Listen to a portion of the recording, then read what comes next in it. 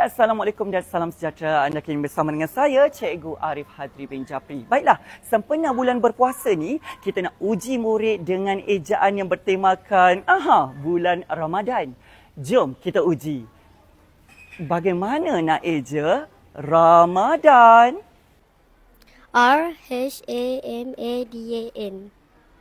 R-A-M-A-D-A-N.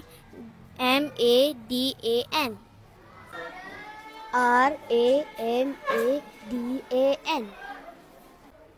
R-A-M-A-D-A-N.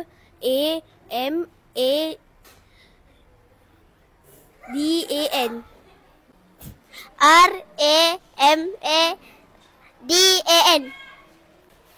R-A-M-A-H-D-A-N. R-A-M-A-D-H-A-N.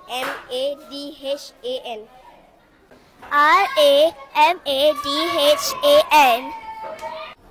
Baiklah, ejaan Ramadan yang betul. R-A-M-A-D-A-N. Itulah Ramadan.